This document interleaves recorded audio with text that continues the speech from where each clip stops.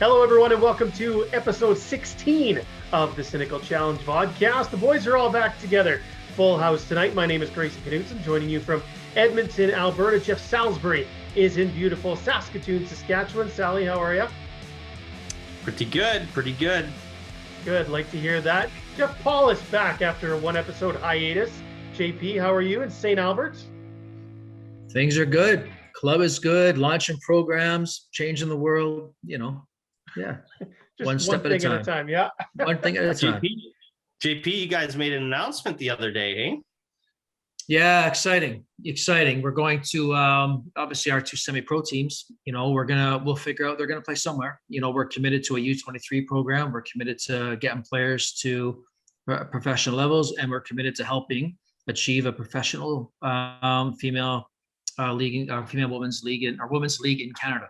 So things are progressing at Scottish, new facility coming very soon for us. So exciting times.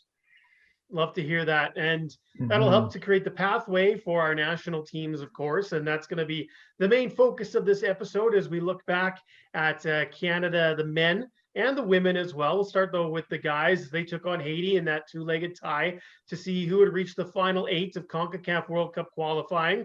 And after a bit of a cagey 1-0 victory away in Port-au-Prince in Haiti, Canada turned it up and they won 3-0 in Bridgeview, Illinois to win 4-0 on aggregate. Why don't we talk about the first game first? Sally, we'll start with you. What did you make of that one? Obviously, again, you knew it was going to be a bit of a slog. So 1-0 was a great result on the road. Yeah, you know what? If that surface had been any better, we would have beaten them even worse than we beat them in Chicago in that first leg. That first half was 100% us. And I mean, we blew some chances throughout that game too to make the gap even more of a chasm. We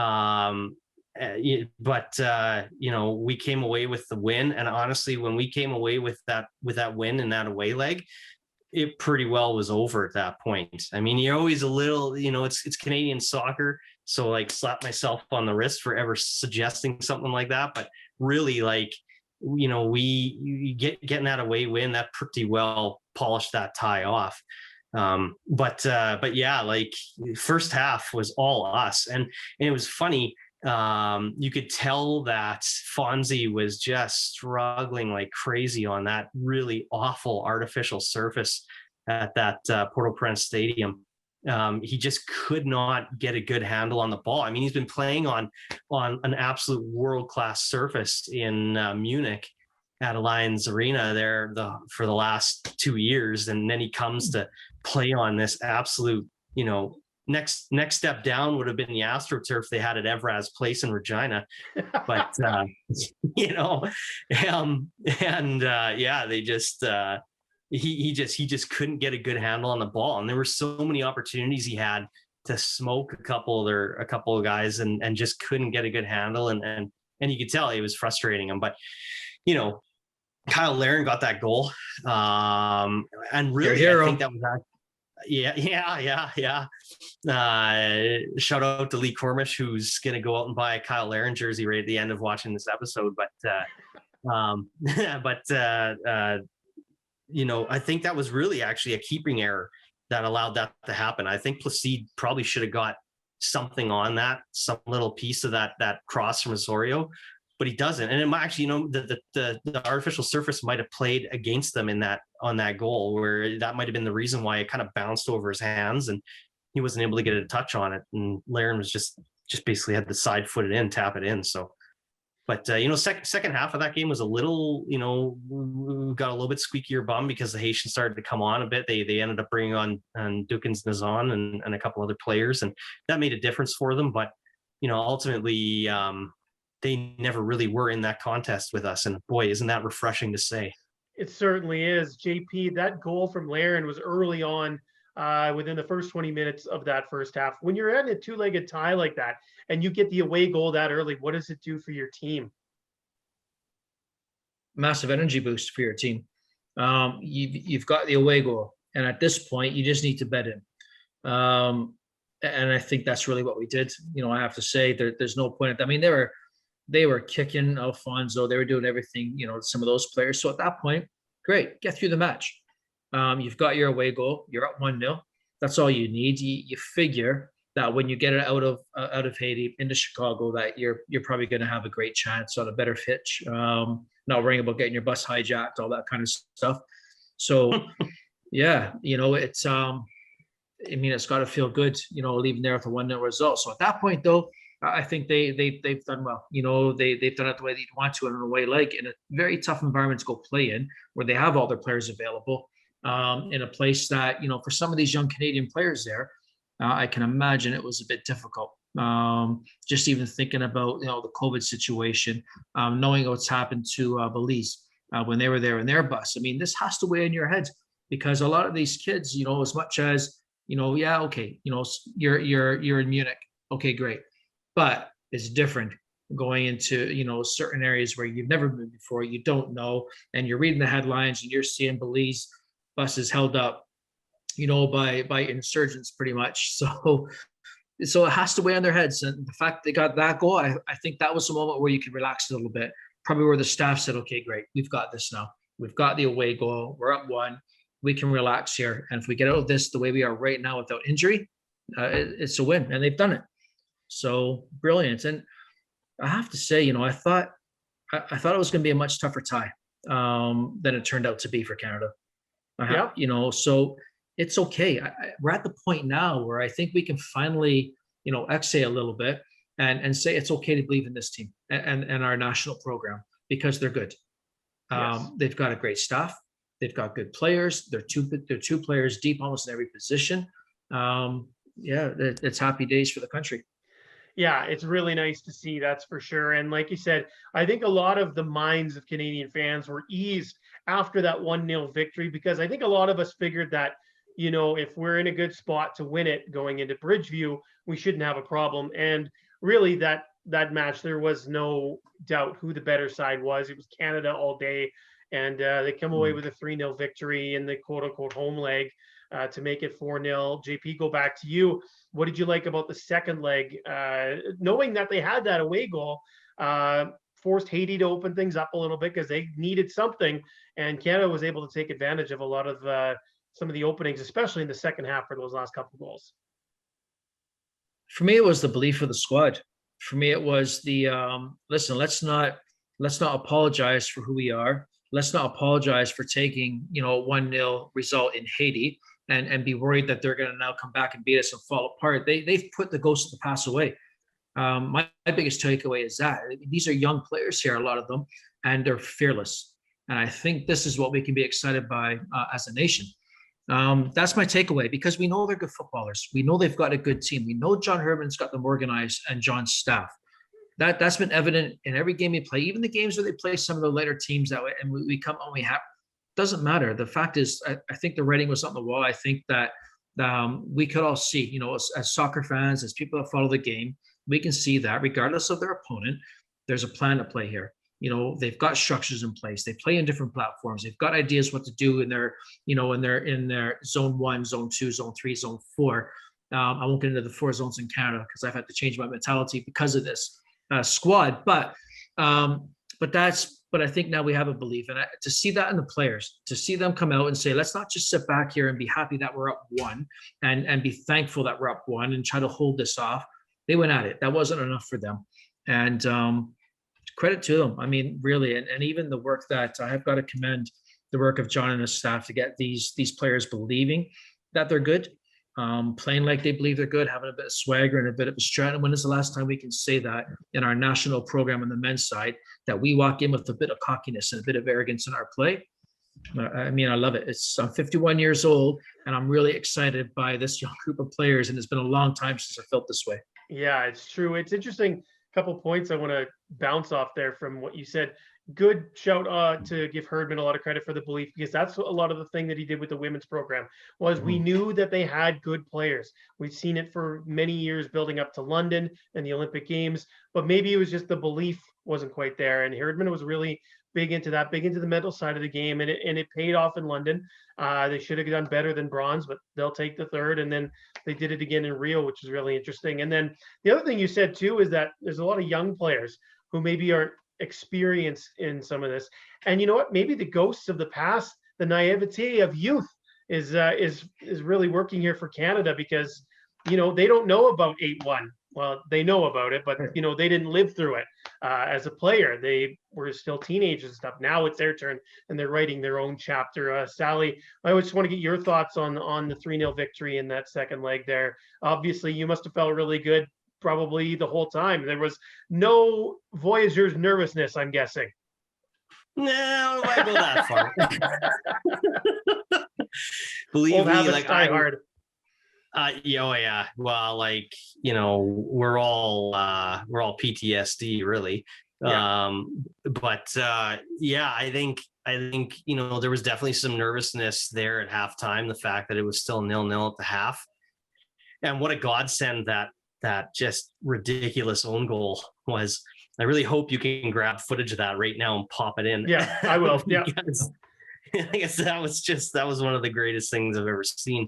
And it kind of, in a way, it almost kind of, to me, it almost was a bit of an anticlimax to the game, that's how we kind of had the breakthrough in the game, that it was off such an absolute, hysterical own goal to give us that one, the 1-0 advantage in the game. And really that was the end of Haiti at that point. That kind of polished them off. But, I was hoping that we would have done it in the first half, that we could have really just thrashed them throughout the game to really have made more of a statement. I was a little disappointed, to be honest, that we didn't make a little bit more of a statement with this game. I was really hoping that we would be able to come out and truly thrash them and really put to bed the 3-2 loss at the Gold Cup. And ultimately, I think we did that.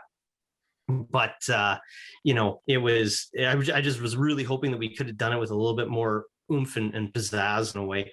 But not to say that we didn't try. Like, I don't know what the heck the shot count was at the end of the first half, but it must have horribly lopsided in our favor, because Jonathan David had 3 in a row, right? That the keeper had to stop point blank, basically. I mean, it was a bit of a tight angle, and the keeper was able to literally just kind of stand there because there was nowhere that he could really place the ball at that point. There were lots of opportunities that weren't quite finished in the first half, but the bottom line is that we were creating those opportunities. And really in the first half of the first leg, and then pretty well throughout the entire second leg, we really genuinely controlled every aspect of the game.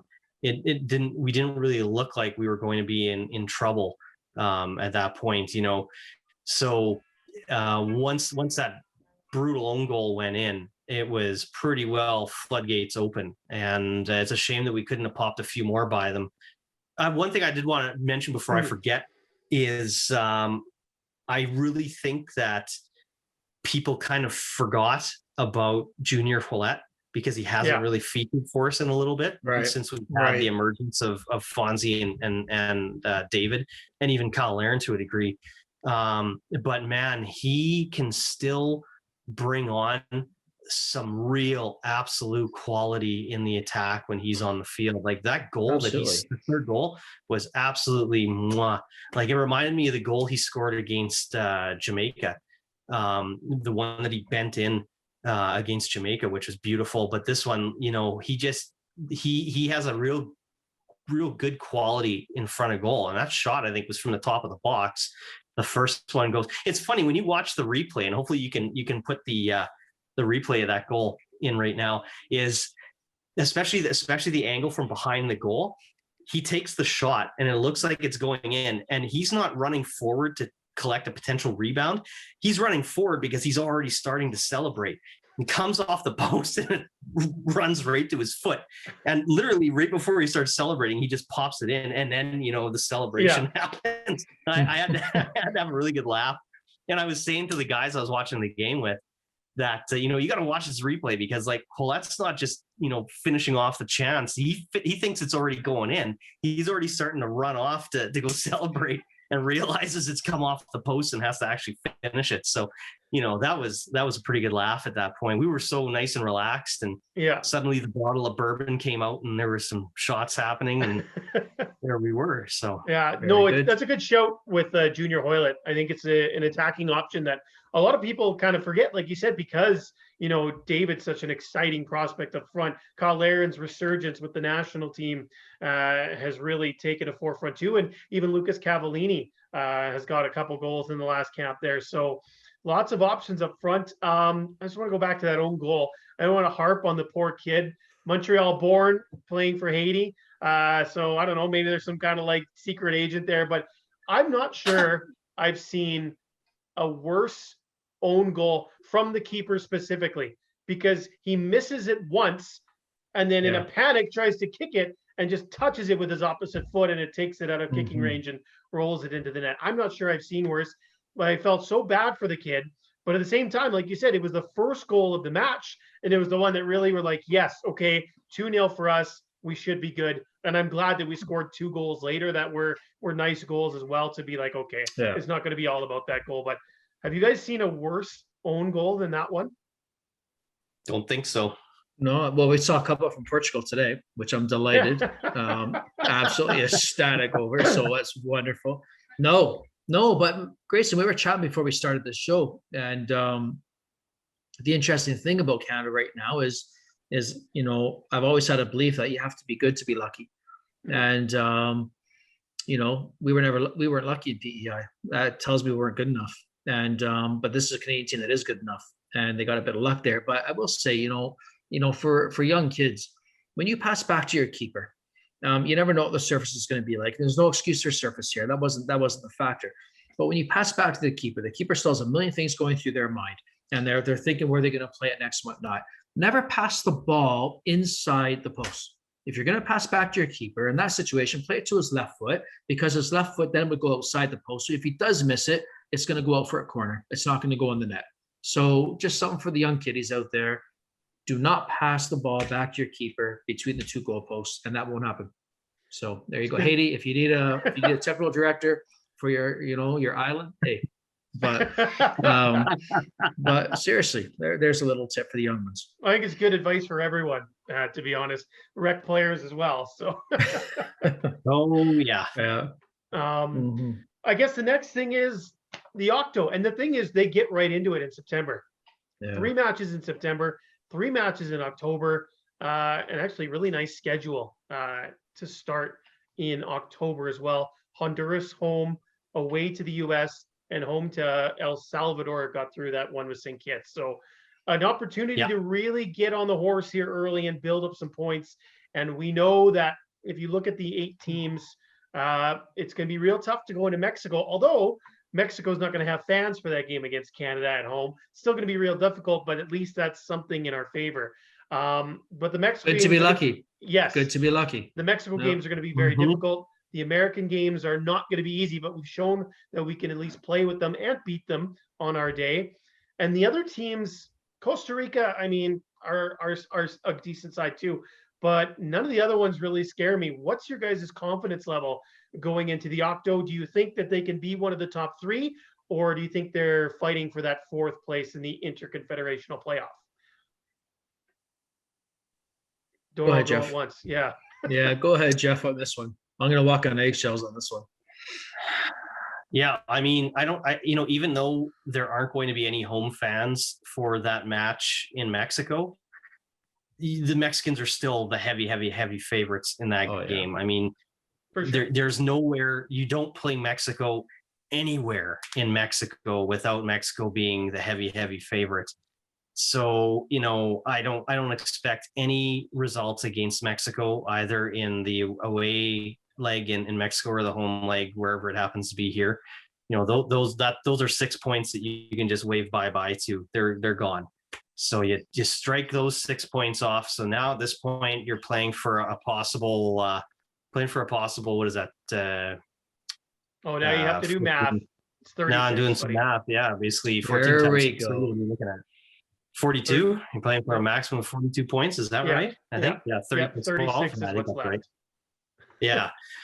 Yeah. So, yeah, that's right. So, yeah, 36 was left. So, you're playing for possible 36 points. So, the home game against Honduras, absolute must win. Absolute must win. Honduras and Jamaica are the two teams that we are fighting for third.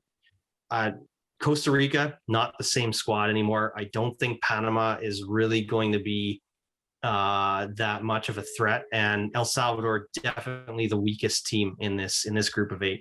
Los Ocho. So, fellas, I'll be right back. Okay. Very good. The Spanish was amazing. We defer to you now, JP. Where's your confidence level? Where do you see Canada fitting into this group of 8? Yeah, I mean, I'm glass half full, always anyhow. So I really like our team. I mean, John Herdman's an inspiration. And, we've seen this time and time again. He's an inspiration. He's got this group believing right now. And we just lost Jeff. I think he's gone. Yeah. Yeah. Emma is having an episode with teething, I believe. Yes. Yeah. Good. There we go. We'll finish up with the two of us then. Yeah. So, yeah. So brilliant. Again, I think we've got right now with this group of players to get them to believe the way they do and play the way they do. I think John Herdman certainly in that staff is here at the right time with the right group of players. That being said, we're in the Ocho now, and we're playing against countries that have World Cup experience, that know how to manage this event to get to the World Cup. And I think that's part of it. This will be, if we're not successful, this is going to be a great learning curve. So we are successful, even regardless of hosting or not hosting for 2026. This will make our country better, just being here. But Panama's not a slouch, and Costa Rica won't be either. I mean, these are, again, we're talking countries that know how to get to and have been in World Cups recently. Honduras, we know the nightmare of Honduras, and what it's like to play there. And so again, it goes back to these young players that might not have experienced what it's like in different environments. If there's going to be fans, if we go to the likes of Guatemala City, San Salvador, to play an away match with a stadium packed full of fans, well, that's a different environment, and that's something that these players will not have experienced really, yet, the majority of them. So this is going to be the test for our country, but I'll tell you, it's going to be a moment of growth. So whether we're successful or not, what I can say is this is going to be the period this is going to be the experience that is going to change our country's fortunes. And if it's not this year, it's going to be 2026. We're not going to need the free buy-in for 2026. These players will get us there on their own. And this event here, this all shows the reason why we'll do it. So I don't want to make a prediction because it's too hard for me. Do I see us top 3 at the moment? No, I don't, I have to say.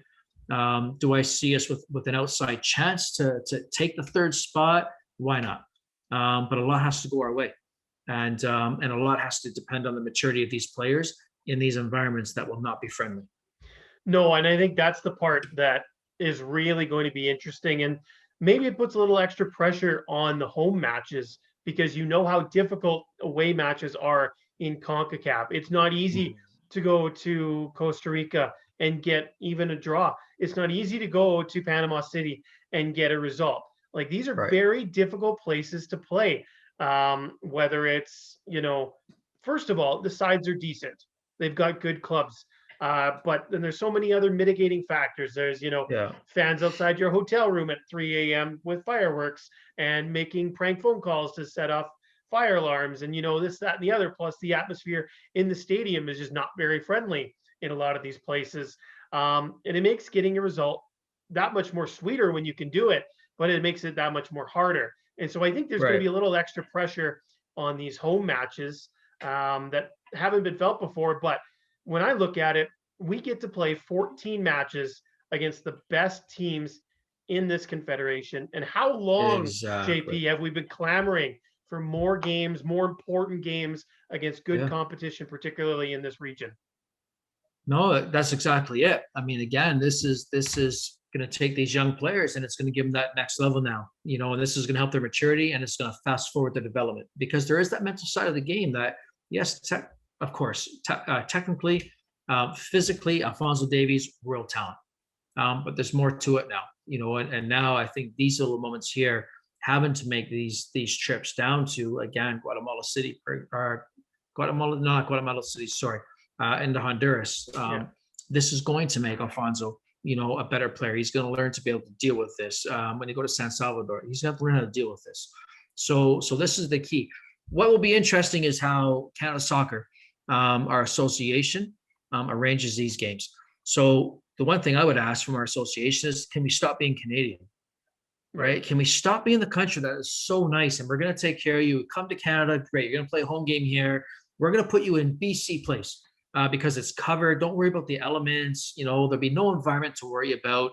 Nice, but yeah, it's turf, but there's no elements. Forget that. Yes, I understand. BMO, best stadium in the country. I get it. Right? They'll be packed. Fantastic environment. I get it. But why? Yeah. Put them in Newfoundland. Let them play there, right? Like, put them in these places that's not going to be comfortable, that they're not these covered stadiums that are perfect. The dressing rooms, you're going to squeeze. I mean, we used to go to, where was it? Was it, San Antonio. Oh, I mean, they built this beautiful, right? They built this beautiful stadium, and seriously, the away dressing room was a closet. You almost had to sit on each other's laps, just to fit the full team in. Good. To that, turn the hot water taps off, whatever it takes. But let's stop being Canadian when other countries come here and play, but we're trying to get to a World Cup. We don't need to be nice anymore. Is that like when you guys went to Spruce Meadows with FC Edmonton? They had a away dressing room there? Oh my goodness. The trailer, you mean? Yeah. No, I actually dressing room is kind. Yeah. Yeah. When Jeff started talking about, I thought he was going to actually have our Spruce Meadows when he started talking about soccer stadiums, but I know they're fixing it. So Spruce Meadows people, don't get upset. I know you're fixing it. The grass will be great this year. I know it. Yeah. So thank you. I think we can get that third spot. And I also don't necessarily believe that the Americans are a lock for second, because we've seen them fall apart at times. Yeah. And all it takes for them seemingly is a bad match here or just some bad break. I don't know what their deal is. Maybe they're a little bit fragile mentally, particularly maybe after this last cycle, but they'll have something to prove. So they'll probably come out hard, but I wonder where they are kind of mentally too, because they've been taking some heat from some of their supporters and some of the media too, for not qualifying last time around. So, man, you know what? When we played them, Greyson, fled the field, make them think Trinidad all over again, like fled it, right? Yeah. The only guaranteed location, I think, if Canada Soccer, for the windows where we have two home matches, so this first one, I think you play them both in the same spot. I know there's a clamoring to get it all over, and I think the only other one that's a lock is probably Vancouver in January, because I don't know where else you could play that game in January aside from BC Place. Yeah. Which unfortunately is the home match against the Americans. So that there'll be a ton of people coming up from Seattle and Portland and the likes. So that's not ideal, but it is what it is, I guess. But I mean, I think that's all you can do. But I mean, I'd love to see a match in Edmonton. I'd love to see a match in Montreal. I don't see why, places like Winnipeg or Ottawa would have an outside chance of hosting matches. I mentioned Edmonton and Montreal because those are hosts for 2026. And what better way to build some, momentum for that than having matches here in Edmonton with Alfonso, and, with Montreal's got some hometown kids, Saint Pierre for one, guys like that. Like, I don't know. Yeah. I feel like it would be nice to spread it out a little bit, but I would understand if Canada Soccer said, you know what, Vancouver, Toronto, this is what we're doing. I know. I get it, but Well, I'll tell you what. I mean, Winnipeg, it's beautiful. Number one, I mean, their stadium is gorgeous. It's real modern. Nice. So I could see that. Ottawa, beautiful. The facility, everything around Ottawa, what they've done there, fantastic. I'd love to see, and I know they won't because it seats about 6,000, and it's too bad. But let's get a game in Halifax. Like, let's get something there, because those fans are amazing. Yes. Everything about it is fantastic. I mean, I'm there. I've got my second shot on Monday. So if we're in Halifax, I'm going to Halifax. I need to watch a game. Just doesn't even matter who they're playing. I'm going to go. I'm going to take Cindy, and we're going to spend a week in Halifax. But that would be the hottest ticket, I think, in Canadian soccer, would be a Canada match in Halifax of any kind, even a friendly. men's, youth, women's, doesn't matter. I think it would sell out in about 2 seconds.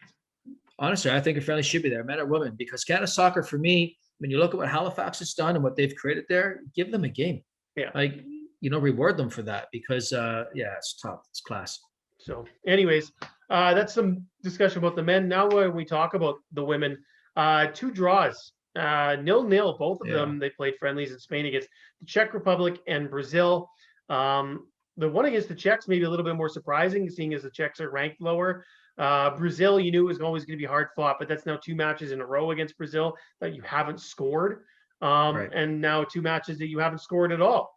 So the biggest question for Beth Priestman and co, a month out from the Olympics, where are the goals going to come from and how do we generate them? Right.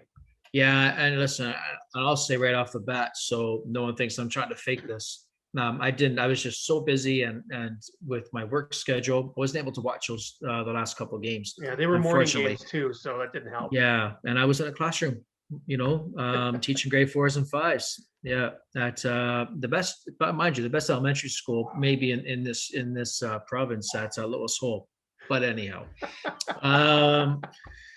no, you know what? So I didn't get, but it is concerning. I will say. So it's nice not to get beaten by Brazil, because I really thought that the first time they played, we were outmatched. And I thought, this is not a good look. Credit to Bev Priestman, because she's made some adjustments and she's able to get a draw there. So take a positive from it first. But yeah, not scoring goals. But I think, again, it comes back to what will be the lineup that's going to get us a result. And I think we can all agree that Christine Sinclair should be celebrated way more than she is in this country. Yes. And I agree. Someone made a comment on Twitter that when we talk about, and the highest goal scorer in history is this male player. Oh, and the top female scorer. Well, let's stop that in this country, because our top scorer in this country is Christine Sinclair. So let's drop the gender thing there. Or if we're going to use gender identification, then let's make sure that we address it and say the top male scorer, is Dwayne De Rosario. I believe it is anyhow, right, Dwayne? At least for now. Not for very much longer. Yeah, it's going to be caught. I know it's going to be caught for sure.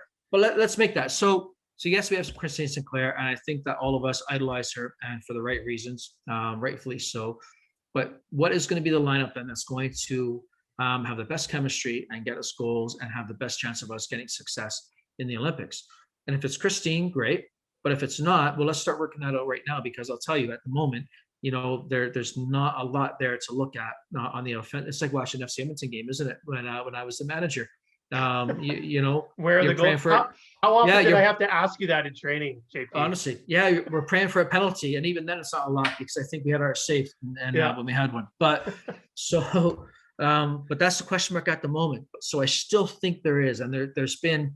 And I think one of the reasons is there's been a real reluctance on Christine Sinclair. There's not reluctance. There's been a real reliance on Christine Sinclair, through the last decade. And if Christine wasn't scoring, who was? Because of that, we always wanted to give Christine the ball, and that makes us very one-dimensional. And then players that were in that environment now still think, let's find that player. We've got different players now. And we've got to find a different way to play. And we've got to find a different way to get other players involved, moving off the ball. If Christine's playing, can she be a decoy? Because most teams now will identify that, listen, that's the target. If Christine's playing, she's the target. Great. Build off of her. Let her be the decoy. Get runners going past her, attacking mids. Let her draw defenders with her. Whatever it takes. But it's certainly heading into the Olympics. That is a concern, the fact that we're not getting goals, because Christine won't be with this team forever. No. So who's the next one? And that's just it. And hopefully somebody steps up during this tournament, because the group is not exactly an easy one.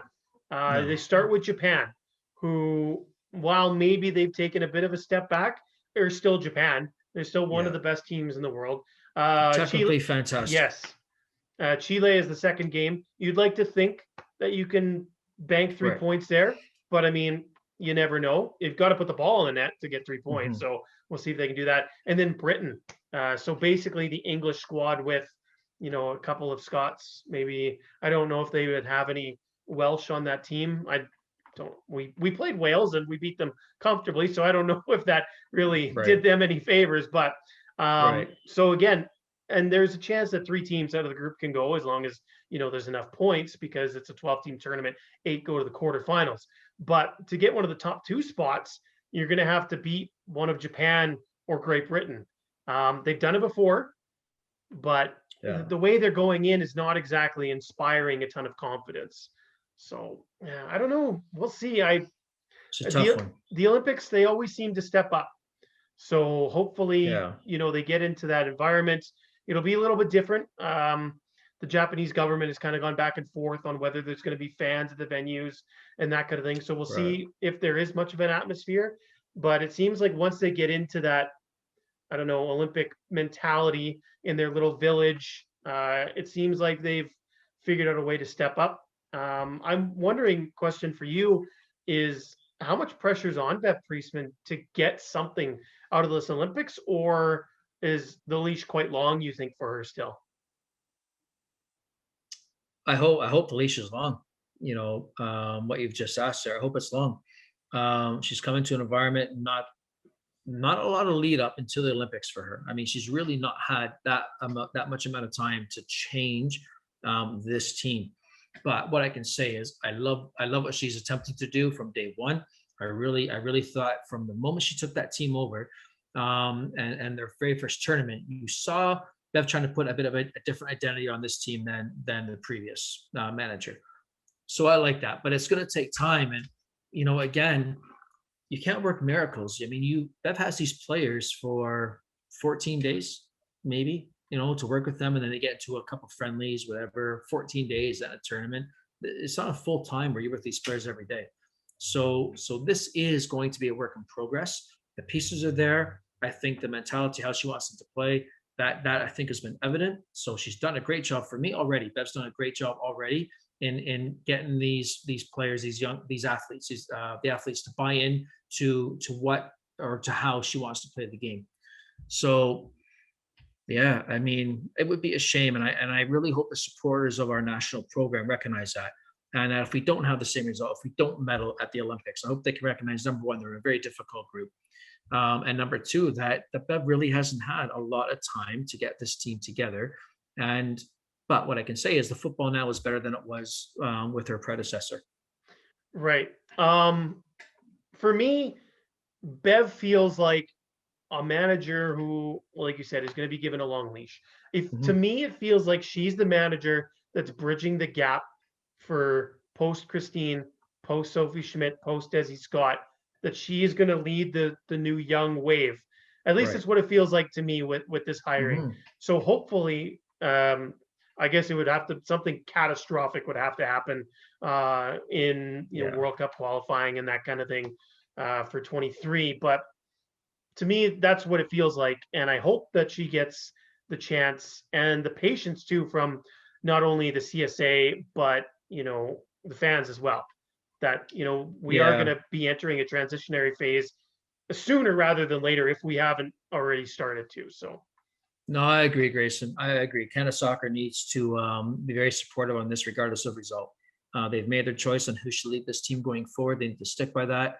And Bev needs to go to this event knowing that she's got the backing of our association, regardless. Again, due to timelines. And you're right.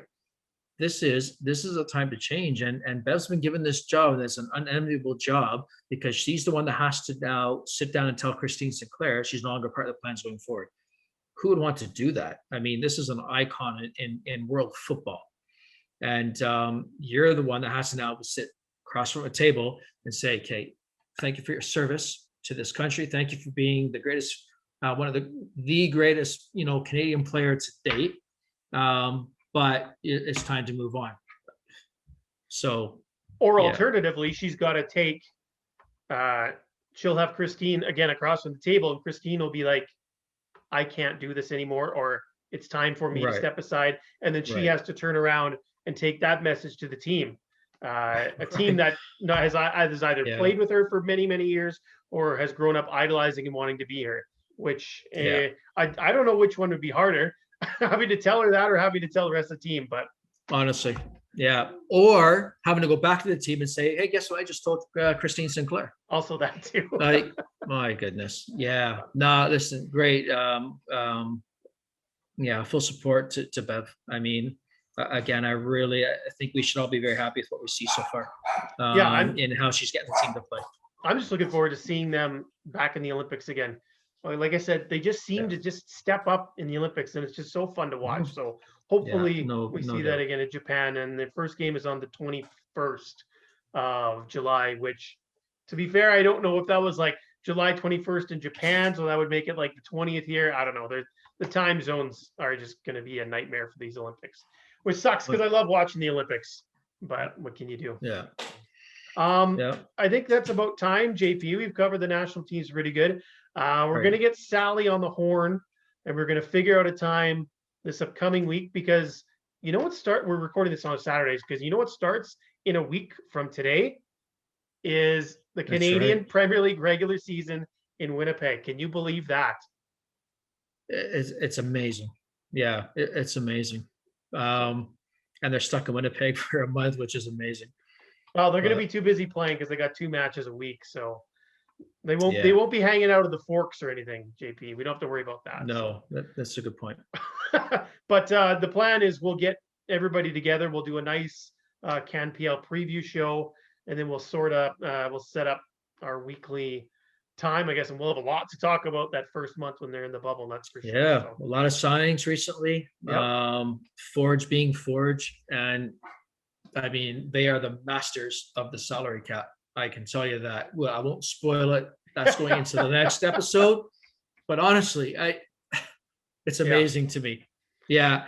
A couple of weeks ago, I think I said, my question mark on Forge is how they score goals. Well, yeah, 2 weeks later, we'll get to it. But I don't think that's going to be a problem anymore. Honestly, what a club. What a club. Anyways, you can find him on Twitter at Jeff_Paulus. I am at Greyson Knutson. At the Cynical Challenge 1 is the handle for the vodcast, and search the Cynical Challenge on YouTube, Spotify, and all your favorite podcatchers. JP, such a nice treat to have you back this week, and hopefully we get everybody together for a whole episode here next week. Right? Very good. Yeah, fun as always, Grayson. Thank you. All right, take care.